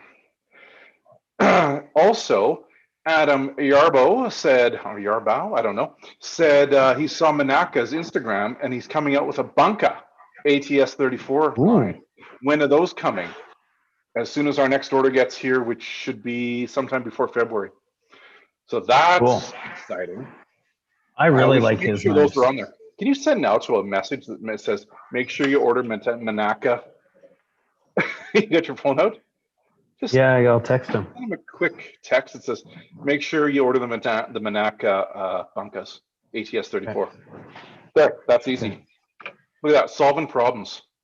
Kevin says to make sure you order. Kevin says, please, Chris. He'll see it's from me. He'll know who the rudeness is coming from.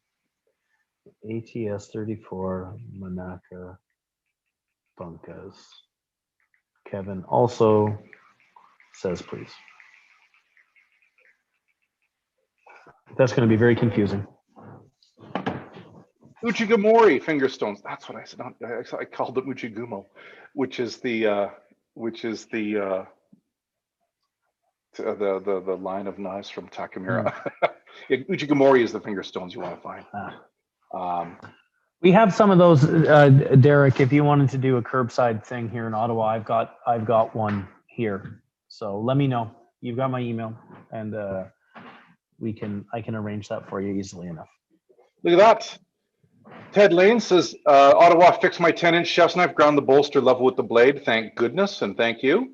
So that's nice to do. Looking for a set of stones for my Moritaka Blue Carbons. Any thought on a decent set? You know what, Troy Glover, if you watched me sharpen knives earlier today, I used the Knifeware set. This is a set of stones that Naoto and I worked on with Nanawa to get stones that we really liked. One of them, the 8,000 grit, is actually the same as the Nanawa one. I don't know what it's called now, Professional Series or something.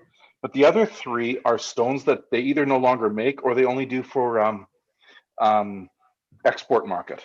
Or sorry, they only do for the domestic Japan market. I don't know why Nanawa does that, but they have some stones that are only for export and some stones that are only for national product. So the three of them are either, well, one of them's a retired stone and two are just for the national Japanese market. But now it's when I worked on those set of 4 stones, the Knifeware brand stones, for a long time to get something we really loved. Well, that's what you taught me to sharpen on. Yeah, and those are the stones that we use all the time because we just think they're the most. We just think they're the best round, like all rounders, right? Yeah. The 1,000 grit is not as hard as some, which means it gives a nice Kasumi finish, which is what Derek Brown was asking about. Yeah. The 220 is really hard, so it cuts the steel fast, so it makes your knife sharp again. The 4,000 and 8,000 just give a beautiful finish. Yeah. And that 4,000 and 8,000, they hold up quite well too. Like they don't wear too quickly. Pocket knife laws in Canada are trash. They're becoming that way. Yeah, I'm getting sick of it. So we're hoping to get some really cool pocket knives in, and we keep getting them stuck at the border and return to Japan, which is a bummer. Yeah. Chopping veggies on my new Knifeware end grain cutting board right now. It's a stunner. Yeah, man. Those Larchwood boards are the best. Chris, why do we want end grain boards? Well, it's a lot easier on the edge of your knife. Your knife's going to stay sharper a lot longer. Like when your knife is kind of coming into contact with the board, like if you picture those are the grains of the wood, like it actually kind of slips in between. There's less resistance than when you're cutting across them. So your knife will just stay sharper for longer. And you know what? feels better too. Like when you're working on it, it just like there is, you know, there's like a bit of and you know, that's as important as you want it to be, but it's a more pleasurable experience. It feels better. The feedback is better. You know, it's kind of, people talk about that sometimes when you're sharpening. You just say like, oh, this stone just feels better. It's just what you like, you know. Yeah. But no, the larchwood is great. They're like the best boards going. Well, the end grains don't warp either. Now, you probably don't have that problem out in Ontario so much, but Calgary's so dry, man. The wooden things crack and warp here. I don't want to show you my my Fujiwara Denka, but the buffalo horn on it's cracked because the wood flexed and then the bone cracked. Yeah. So I've just used I used epoxy filler and then sanded it down. Yeah. So one thing that's kind of worth saying, like the thing about end grain boards too, they're just like the knives. They'll last you forever, but you do have to take care of them. Yeah. And that's one of the bigger things. Like people complain about like, you know, oh, my board got a crack in the side of it or something like that. But yeah, Kevin's showing you the board wax, and you need to wax them. If I just give you a number, it's going to be an arbitrary number, but you got to keep an eye on it. And if it ever starts to dry out, you just throw some of this wax on, buff it into the wood, and you can tell. Like if the scratches in the board are kind of staying put, throw a bit of wax on it. You know, work it into your kitchen routine. Here, can you see my butcher block here? Yep. See how it's getting all dry here, but up here it's still nice and dark.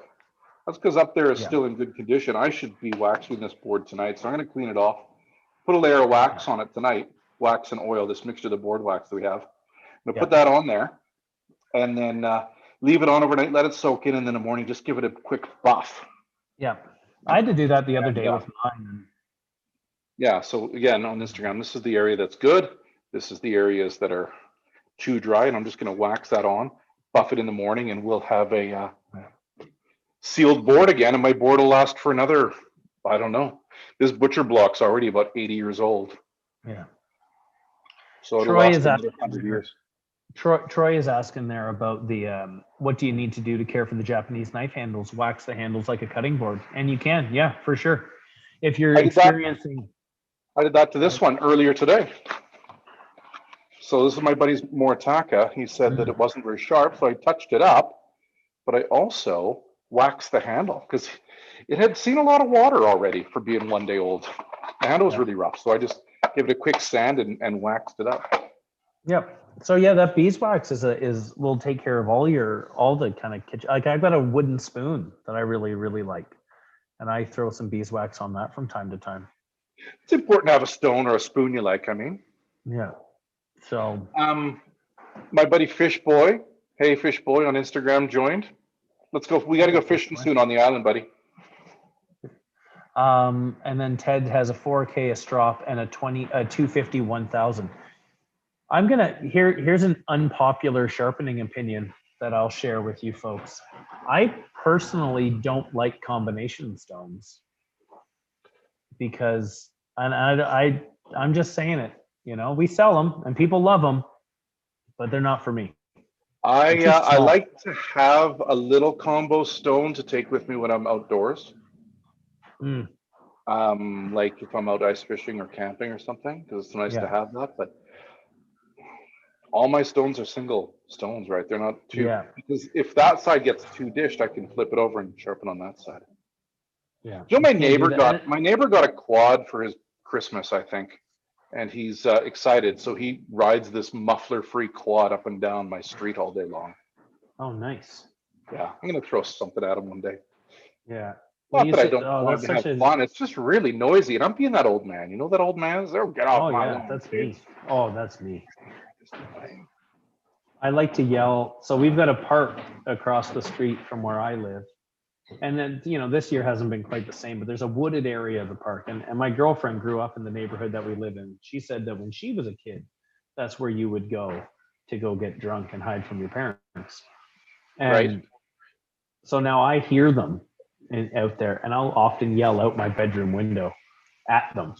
And usually it's something like, if they're like, you know, lots of hooting and hollering, I'll throw out the odd like, woo, with them. But then if things get if they start getting too rowdy or whatnot, I'm out the front door so fast in whatever I got on. I don't care. I'll yell at you in my boxers. I don't care. Iggy's asking, will the Moritaka AS Kiritsuke's have Ishime finish as well? Yes, if I order them. I don't know if I've ordered Kiritsuke's for the garage sale in May, but I should. Can you send Naoto a message saying Nakiri's, Kiritsuke, and Hanazuki? AS and Okay. Ishime, because I don't think I ordered it, so we can just get Naoto to come in and fill in the blanks on my garbage, which is really what he does. He's the best at that. Okay, I'm on it. Look, this is how you get stuff done. If you want a knife, apparently you watch YouTube, ask us a question, and then I text Naoto. So seems to work pretty Adrian's well asking me, how often do you sharpen your Denka, Fujiwara Denka Nikiri? Adrian, I sharpen it when I need to. Today I needed to just knock some of the little, I had put a bunch of little chips in it because I'm an idiot. And I treated it badly. And I put a bunch of little chips in it, so I just sharpened them out today because it needed it. And that's when I do sharpen my knives, when they need them. I'm not a chef anymore, so I don't use my knives as hard as I used to. I have a lot of knives. So none of my knives get a lot of use because I just switch them out too much. Like I've got 100 or something knives, crazy. 200, maybe 200 knives. So I don't really use them enough to dull them. It seems I every month or so I change all the ones. So if you look over here, you can see my knives that are on the wall, and every month or so I switch them out and change the knives I use. And usually I just put a bunch that are half dull, and then take out ones that are also half dull, and then I touch them up as needed. Oh, there's a couple of neat things. Simmerjeet is asking if we could show scratch patterns from sharpening stones on the site for reference. That sounds like it could be a pretty interesting infographic. That's really exciting. Listen, and somebody said, who makes the knife for stones? Right now it's Nanawa, and they'll continue making this line. We're talking to 2 more makers about different things, but Naoto and I are working on a line of stones now that it's going to be like a 220, a 1000, and a 4000. And what they're going to be is they're going to be totally white stones, so you can see. I think they're going to be white and then gray and then a little bit darker gray, so you can see easily where the knife is touched on the stone to see if there's a. Basically, we're designing the stone so you can look at the stone and get an idea of where the knife is at, and then look at the knife and see where the scratches are or how they are, so you know how to move on to the next stone. So we're working on a set of stones where you can get visual feedback for sharpening your stone. Oh, that's pretty cool. pretty nerd level stuff. But I actually think it might be really easy to teach people to sharpen with these stones as well. Yeah. So that's something Naoto and I are working on. We're hoping to have them in the shop by the end of 2021. So that's going to be pretty exciting. I've already got the labels made. We've already got the design for them. We just don't have them yet. But it's a knife that basically you look at the stone and you look at the scratch pattern on the knife itself. You're going to see how you're going to get visual feedback on how to, like, when to move on to the next stone, or maybe what's wrong with the knife, or what, that sort of thing. Yeah. So, Naoto and I will talk about more of that as we get closer to, because we're working on some prototypes right now, which is awesome. That is, yeah. You didn't really know about that, did you? Did you know about that? No, that was news. That was new. No, you never mentioned it to me. That was news for me. Well, Naoto and I got some big shit on the go, so that's good. That's fun. That's really cool. You know what I sharpened today? Like, a guy brought in an Iwasaki Kamasori. Oh, sorry. And to finish that thought, because I saw Simmerjeet was asking, show scratch pattern from sharpening stones on the site for reference. So when those knives are launched, or those stones are launched, we'll totally do all of that stuff. Okay, that'll be fun. Oh, yeah. Kevin, you got dropped off Instagram there. I don't know if you noticed that. My phone died. Phone died. So you guys just got to. I didn't have it plugged in, and it just died. So if you want to, Fishboy, you should come over to YouTube if you're able, because Kevin's phone died. So yeah, he's a loser. He said he was a loser. which I wouldn't say that because he's my boss, but he said that.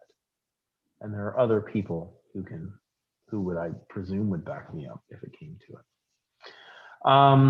Yeah, I sharpened an Iwasaki Kamasori today.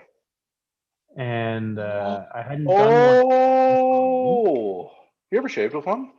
I own one. Yeah. Yeah, I bought one a few years ago. So this comes up from time to time, but I'm left-handed.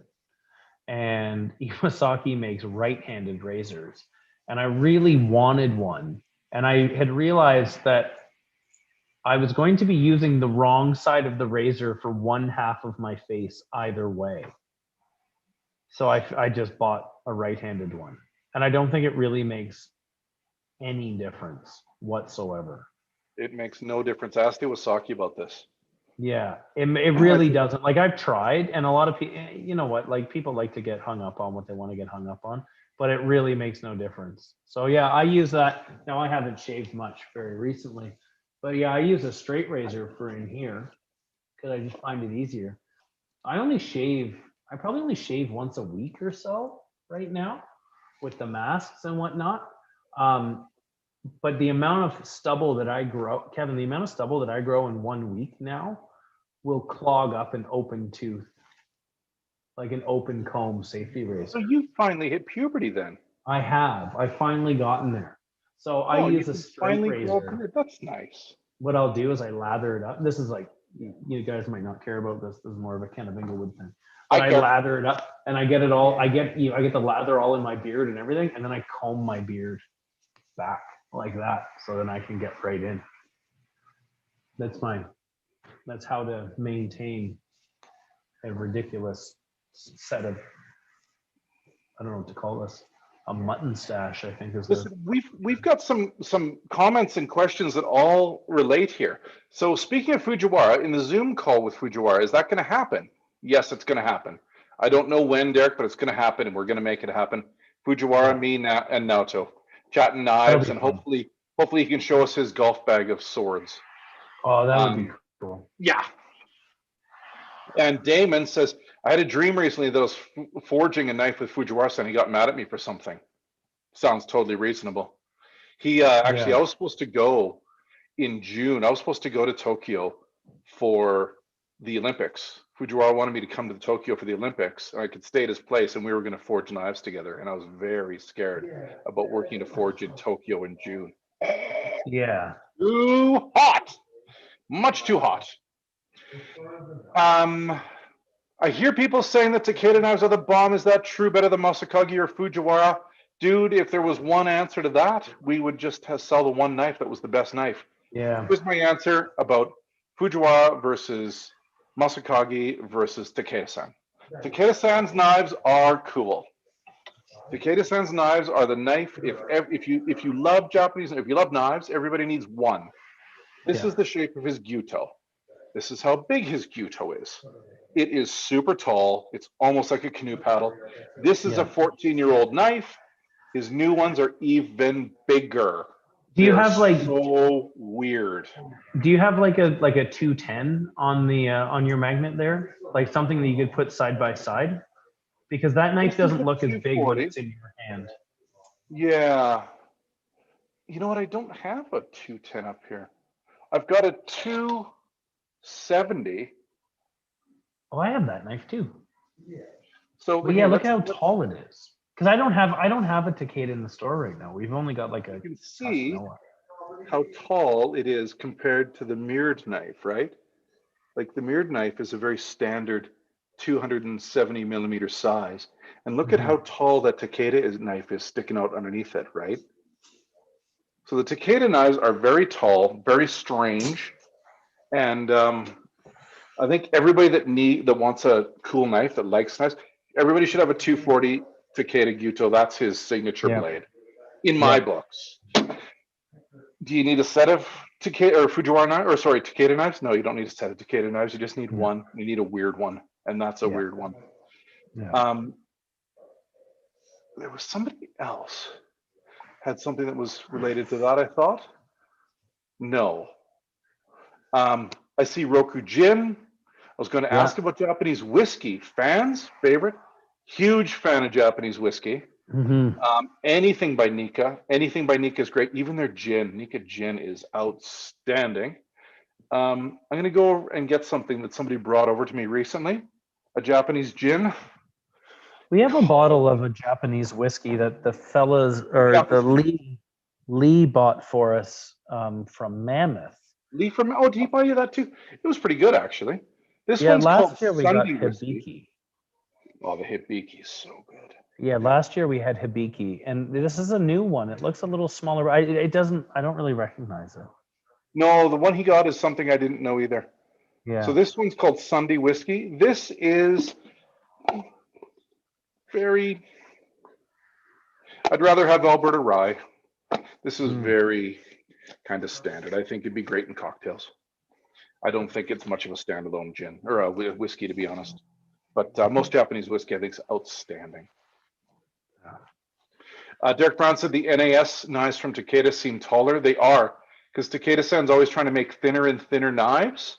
And this knife is 14 years old. And if you look down the spine here at the choil shot right here, you can actually see the blade. If this was a new one, you wouldn't be able to see it hardly at all. Yeah. Like they are so thin. Like this one's noticeably fatter than the knives are now. He is trying to every year, every day, make a thinner knife.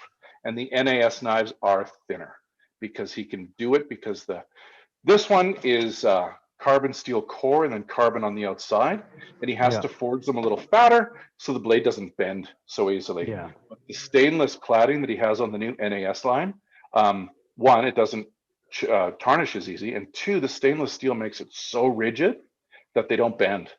Yeah. Right, so he can go really thin. So he's going for a piece of paper, which is wild. Remember when we went to we had lunch at the Japanese ambassador's home with Masashi, and he brought up wasn't it? Yeah, I never dined with ambassadors. No, but as soon as he had realized that Kevin and I, like, our backgrounds were in restaurants, the theme of the lunch changed quite a bit.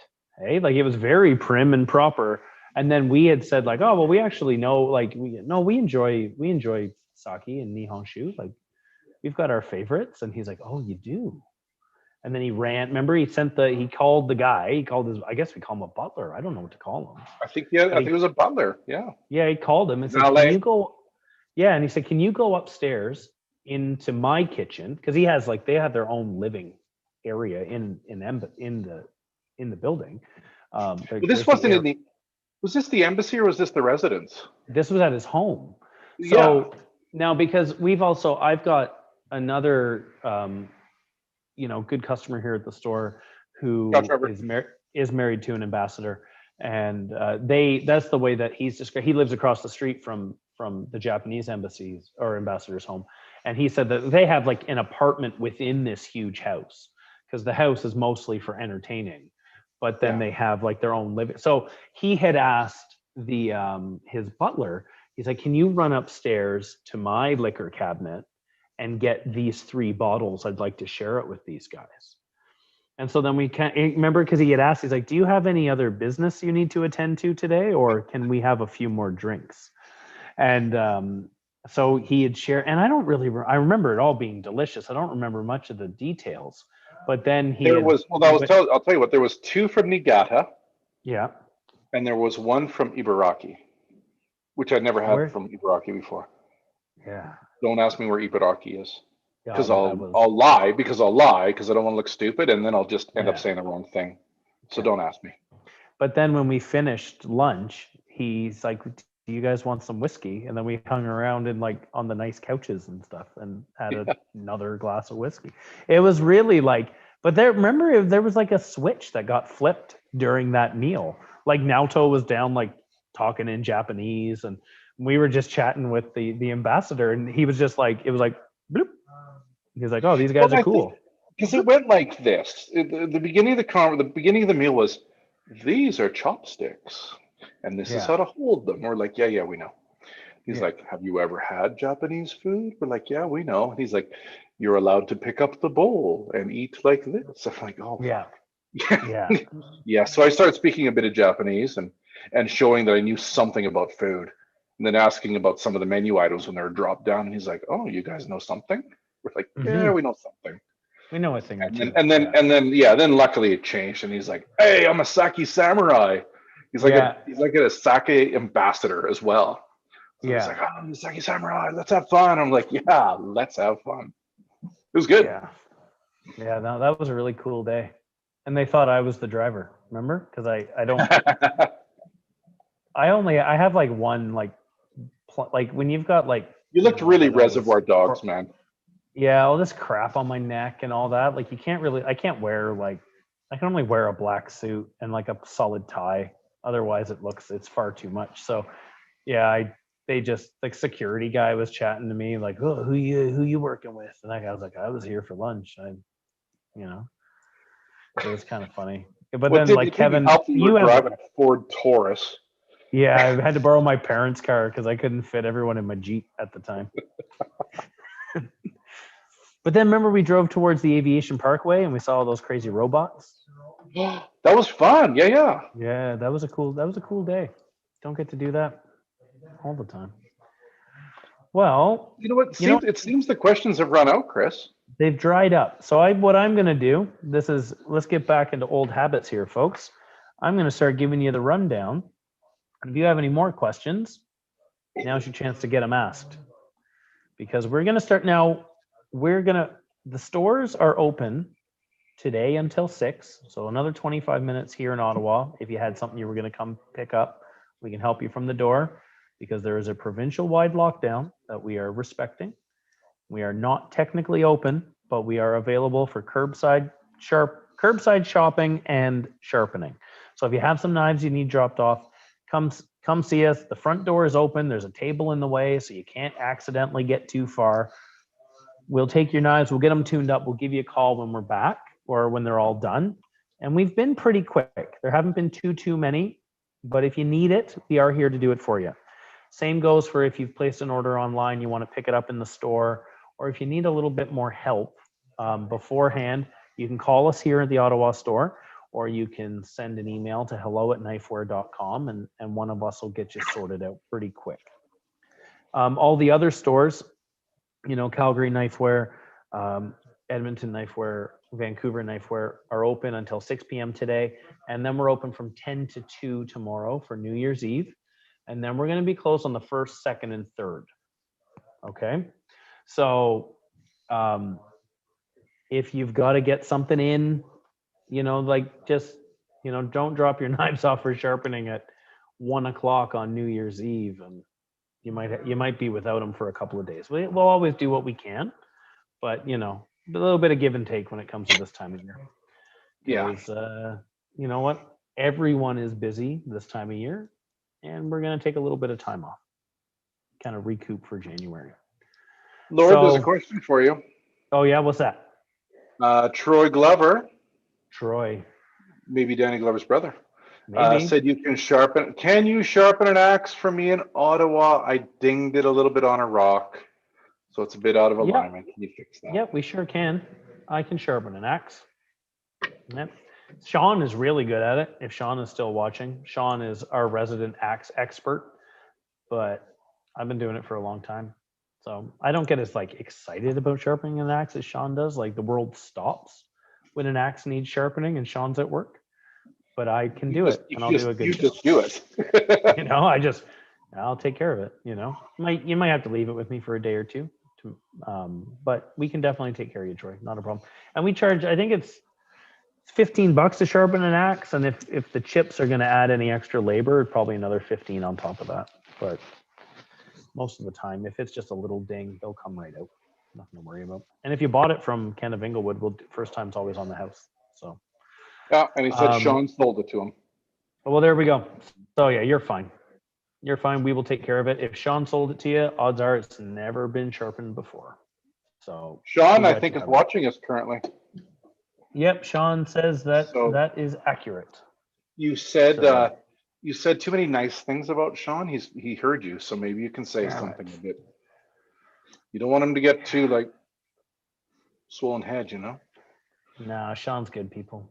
Yeah, but he's I'll funny keep Sean looking. happy. He's funny looking. We're all kind of funny looking around here.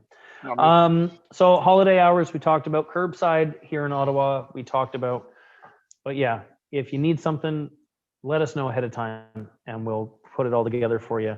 Nothing wrong with calling the store. Nothing wrong with sending an email. We are here to help. So please, use us for the resource that we are. We also, one thing I wanted to kind of throw out there, because we do see a lot of the same people when we're doing these videos, and we had a bit of discussion there before about some stuff that people might want to see. We had another kind of idea there, like if you've got something that you do that you think other people, maybe you got really good knife skills, or you got a really fun collection or something like that. If you send me an email, you've got like a cooking technique that takes under 5 minutes that you want to share that you're good at. Yeah. Like if there's anything like that you've got that you'd like to share and you think it's kind of pertinent to what we talk about, you shoot me an email. So chris@knifeware.com. I'm usually the one. I'll be the one that kind of organizes. CHRIS at knifeware.com. No, you'll get the wrong Chris, and he won't know what you're talking about. So if you shoot me a message of something that you might want to contribute to one of our videos, we can work on including you, and I think that would be a lot of fun. So yeah, offer stands. If you want to be a part, just let us know, and we'll work you in as best we can. But there was a lot of great ideas, like a Fujiwara interview. Someone had asked about individual knives in action. Have some more chats with local chefs, more blacksmith and Naoto conversations, kind of a Shiba and Naoto kind of sharpening nerdery. Something like that would be great. Metals, pros and cons, top picks. I could probably talk a bit about that one, at least from a usage standpoint. When the conversation gets too complicated, I have a hard time keeping up. I went to culinary school for 2 years because that was the best option made available to me. So, there's someone saying hello on Instagram. Hello. We're just about to wrap this up, but if you wanted to, you should go to YouTube because it's who is saying hello? Is it somebody we know? No one. Punjay Samir, 1986. That's a new one to me. Presumably, they were born the year after me, though. Were you born in 85? I was, yeah. That's disgusting. Oh, you're looking for another? I was nearly done high school in 85. Yeah. Ugh. Don't worry, I'm very old on the inside. This is true. This is true. Punjay Samir is on the hunt for a Santoku. Well, why don't you send here your best course of action? I think would be. I have a lot of suggestions for Santokus. Why don't you send me an email, chris@knifeware.com, because I don't really have a lot in the store right now to show you. But if you send me an email, we can find you the perfect one. Yeah, Christmas happened. And then Christmas happened, and lots of stuff, huh? They did. We were busier this year than I was anticipating. So. Oh, Chris, I have some news. Okay. I have some news. Usually in February, we have a big Masakagi month. Mm-hmm. We have 15% off Masakagi knives in February. We can't do that in 2021. Do you know why, Chris? We can't get enough Masakagi knives. There's this whole pandemic thing going on, and it's slowed production in a lot of places, and Japan's no different. But we can't get the knives we want, the number of them that we want. And if we had the sale in February on Masakagi knives, we'd be sold out in a day, and everybody would be angry at us. And I hate whenever. Do you remember the bread knife sale we had that we sold out of? It was supposed to be a 2-week-long sale, and we sold it was a 3-hour bread knives in 3 hours. We don't want to do that again because everybody was pissed off at us, and we'd rather they weren't because it's no fun when everybody's pissed off at us. So, so I would like to say that I'm sorry, and we can't do the Masakagi sale this year, but we're hoping to get Fujimoto knives and Hariyuki knives enough stock by the summer so that we can do a couple of 2-week sales on those brands. Oh, that'll be good. that's kind of my apology for it. We're hoping we can do a sale on sharpening stuff too. We'll see what Nanawa and Imanishi and Shapton have to say about the numbers of things we want. Yeah. So there we go. There's that. We also have Small Makers Month coming up. So in May is garage sale, and about June or July will be Small Makers Month again. Oh, fun. Which means like all the stuff like Kurosaki and Takamura and Zaki and Tanaka, and like all this stuff that we can't get full amounts of all year. We're going to try to get as many as we can for that month. And that was fun. That was fun. Yeah. We've got, I'm going to throw a couple of things. Damon is asking, what are the best stones for ZDP and HAP 40? And Simmerjeet says ZDP 189 is a belt sander. You know what, Damon? Block. No, they're just they're so hard, man. You use the unpopular answer is that you use the same stones a lot more. Like it's just going to take, the technique is the same. It's just going to take you a hell of a lot longer. And then my new friend on Instagram is asking about, to talk a little in detail about a Fujiwara Maboroshi Santoku.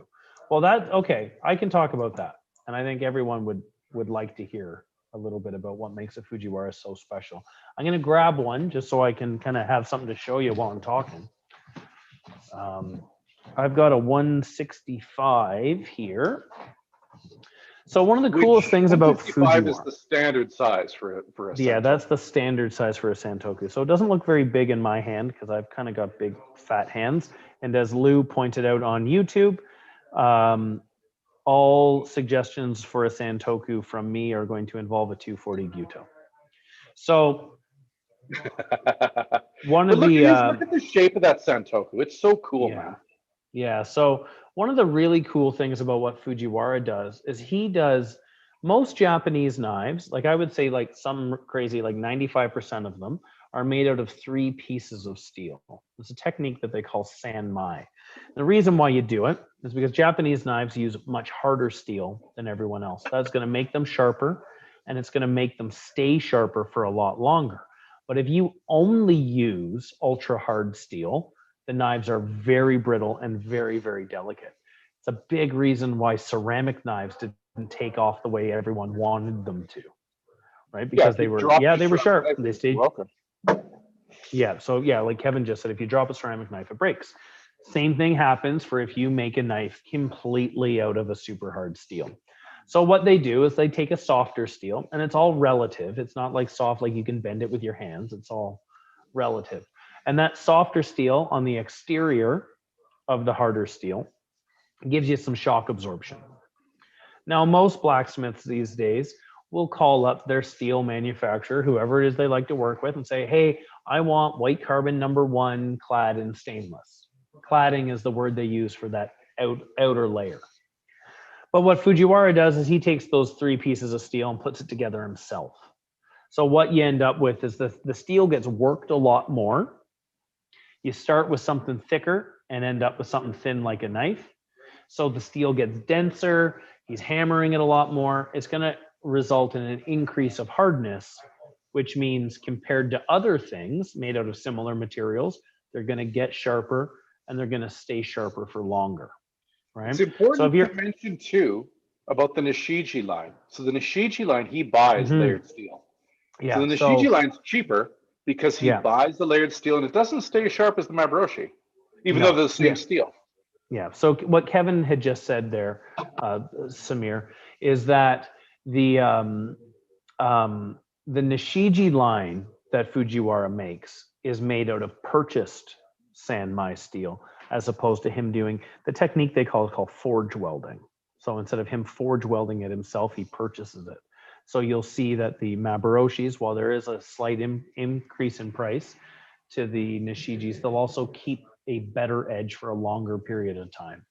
And one of the best things about these knives is this notch right here. Anyone who owns a Fujiwara, this is what sold it to them, is when you hold on to that knife, it just fits in your hand a lot better, you know? And it's kind of like, I guess anybody, we talked about this one day, anybody technically could do that. But if someone else did it, you'd probably have a very angry Fujiwara knocking on your door. Oh, And I've seen a couple. I've seen a couple of American blacksmiths doing that. Yeah. I wouldn't. Yeah. Yeah, you know, I wouldn't mess around with people like that, you know. Damon is asking, doesn't Moritaka also laminate their own steel? Yes. The Moritakas do it. Hinora-san does it. Manaka-san does it. Yoshida. Who else, Kevin? Those are the Kagura did. Kagura did, yeah. Kinura-san, both of them, senior and Yeah. junior. And people do sometimes, like Masashi does sometimes, for something special. He'll do it. And Masashi, I've seen Masashi do it by hand as a demo. Yeah, And he did that, and I've got like a insane 20% made knife. Yeah. Down So on my that's desk. insane. Hand hammering, hand forged welding steel. Yes, dude, that's nuts. Yeah. But he does. Interesting thing to talk about though is the difference between Fujiwara's 3-layered steel and Moritaka's 3-layered steel. Mm-hmm. Right? It's the way they go about it, right? One's called, so the way Fujiwara does is called Sanmai, which means 3 Mhm. pieces. And the way Moritaka-san does is called Warakami. The difference is Sanmai is like this. You have a piece of steel, you put another piece of steel, and another piece of steel, and you make 3 pieces of steel like a bologna sandwich, okay? Mhm. Hence your 3 layers. Moritaka-san, he takes his hard piece of steel, splits it open like a hot dog bun, Yeah. slides the hard steel in, then folds it up. So you see down here, it doesn't go all the way through. And that's called Warakami. Okay. What's the difference? In use, nothing. Yeah. It's just different. It's just different technique. But some people like to talk about it and know about it. So there you go. That's the difference between Sanmai and Warakami. So let's just like, you know, for argument's sake here, Kevin, let's pretend that even though we all now know that this knife wasn't made that way, but I have one here in my hand. Does that core steel, like how far up do you think you know, is it like up to here? Is it up to? With Warakami, yeah. with like the how much? with the Mizu knives, it goes about halfway. Okay. With Moritaka knives, it goes almost all the way, about 80%. Okay. It's just kind of because, you know, a lot of people ask Masakagi Mizu is about halfway, or I guess it's halfway this way, but then Moritaka goes like almost to the spine. Okay. I guess, you know, if you've sharpened your Santoku to the point where you're only like you're half done, like you've had that knife for a long time already. So what's Ted saying? Honing rod question. Just got my sister-in-law VG10 Takamura. Otherwise, she's a bunch of German knives, Wusthof, Henkels, etc. Should she pick up a black or a white rod? White. Yeah, that's what I would say too. I would suggest a white one. The white one does a great job with everything. I use a white one to start and then a black one to finish, and then the leather strop after, because I am a shocking nerd. Because I know if I do that, my knife is 4, 5, 6% sharper, and I want that. Yeah. Most people just need the white rod. To be perfectly honest, that's all I use at home is the white rod, and then some. I have a leather strop there in case I'm getting picky, but I use the white rod. I always have a leather strop, but I never use the rubbing compound. I don't think I have any on mine either. Don't tell Naoto, because he'll tell me I'm an idiot. But you know what? Him and I can disagree about things. Yeah. No, Naoto would never call me an idiot. He's polite. Yeah. Naoto would say, "Oh, well, I'm sure you get good results." But inside his head, he's going, "Fucking idiot." So, well, how did we do there? Did any of that bring out Adrian is confirming the finger notch and weight of the knife make it very comfortable. Lou says that all Lordy's suggestions for Santokus involve a 240 Gyuto. And then, go with the white rod. There. So the answer is we're out of here. Actually, you know what? send us an email or reply to our Instagram story about what to do for these. I want to do challenges. I want to do Top Gear type challenges. Me versus Chris. I don't know what that means, but I think, Chris, we need some Top Gear type challenges. All right, I should maybe watch. All I know, I only know what Top Gear is. I've never actually watched it. I think I've been in the same room while I've been like across the hall while you watched it. So I think I might have to. Well, I don't watch much television. I know. Oh, hey, I watched that one you like though, the Octopus Club. No, what's it called? The Umbrella Club. Umbrella Club? Oh, Umbrella Academy. That was kind of fun. That's what that's called sometimes. Or sometimes it's called the Octopus Club. I like the Octopus Club. That made me. Well, here I'll tell a funny story then about that. So in that show, the guy who plays their father is the Canadian actor Colm Feore. Yes. And he's a real knife nerd. I don't know if you know this, Kevin, but he has a book for him. Okay, yeah. Oh yeah, you signed a couple. Like he had a couple of friends buy them for him. I hope I didn't sign them all to him. Anyway.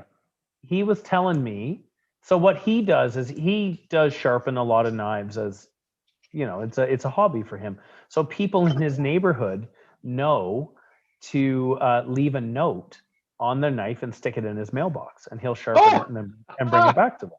So and where is that? Is that in He's in the Toronto area. I'm not sure exactly where he lives, but he came to see us at the Toronto pop-up. It was the one we did in the spring when I was down there with Kylie, and he came to see us, and he had there was like a marathon or something going on. He was complaining about traffic. And I told him that time, I was like, hey, like I said, I'm not really much of one to kind of, you know, I don't really fanboy very often. And I just said to him, because someone had to tell me like in the story, like, hey, you know who that is? Like, that's the bone cop, bad cop guy. And I was like, oh, really? Oh, okay, cool. You know, I saw the movie. I thought it was fun. And then Al says the greatest film ever made. Don't know that that's true. No, that's Uncle Buck. That's Uncle Buck. Name one better. And then so we were, but then I told him, I said, hey, I just finished watching Umbrella Academy and I really enjoyed it, but I didn't realize that it was you. And then he gave me shit because he's like, well, I only had like a monocle and a fake, like a goatee. Like, how did you not? And I was like, I'm not that smart, you know? And then I kind of pointed over to Kylie and I was like, but she watched it as well. Really, really enjoyed it. But she would be too shy to say anything. So then he just like kind of went across the room and like put on the voice and was like, good job, number 5 or whatever it was, and just about killed her. Like it was a really cool moment because like he didn't have to. You know what I mean? Like, no, but he's a decent guy, Steve, right? Yeah. You know, so, but he always comes in, like if he's in Ottawa, he comes by and we kind of shoot the breeze and he asks about sharpening stuff, and he's given a lot of knives as presents for people he likes. So, no, he's a good dude. So yeah, that's my Umbrella Academy as related to knifeware story. Not the Octopus Club. Not the Octopus Club. That's the next one. Show I tried to call. I did see the one, there's a guy that's got a fishbowl head. I think he's actually a fish in a bowl that operates a body. Oh, yeah. That's in that. Fish smokes cigarettes. That's in that show, yeah. I thought that was the best part of the show so far. Yeah, Not on the Run, Lana says, I've got a metal honing rod. Should I use my Japanese knives on that? No. Lana, don't do that. Don't, Lana. Don't do that. Next time we're in the same continent, I'll make sure you get one of these, Lana. Yeah. Sean says Octopus Club sounds delicious, though.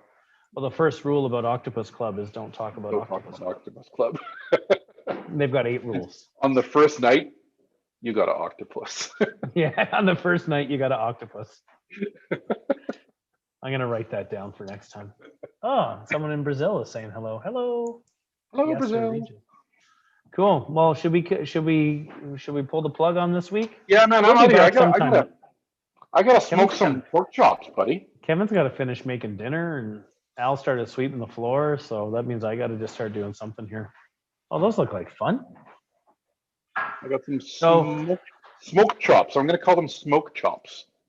Keep an eye on social media for the time being to figure out when we're going to come back. Kevin and I got to figure out a schedule that works, because I got to figure out when and which of my staff are going to be in the store. So we get a little bit of figuring stuff out to do, but we're going to get back to it. So this will be a regular occurring event again, and probably a little more than what we were doing before, because I got a month of not a lot to do unless you bring me your knives to sharpen. So either bring me some knives or get used to hearing me babble. Those are your options. I guess you could just not turn on the video. You could avoid Lannis that. says when you smoke pork chops, don't use the little papers. They get too wet to light. So you Oh, want like the they're real- double wide papers. And I actually go for the banana flavored ones. I like that.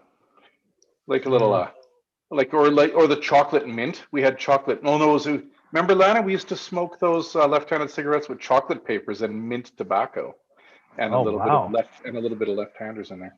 Wow. So there you go. So you get a little after 8 one. Oh, wow. That's what I hear. It's legal now. I don't know. You're allowed to say that. Ooh, good. I don't think it was there. Dominic says I use a Chaucer 800 and 3000 stone along with leather strop. Is there any benefit to an 8,000 grit polishing stone?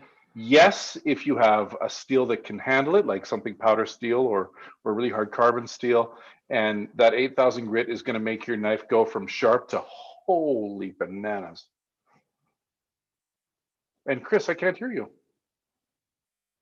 Can you hear me? I was answering a separate Instagram question. I didn't want to interrupt you. Okay, sorry. Because someone called the Knot Lab said, I guess I'm getting my knife sharpened. So I guess he doesn't want to hear me babble.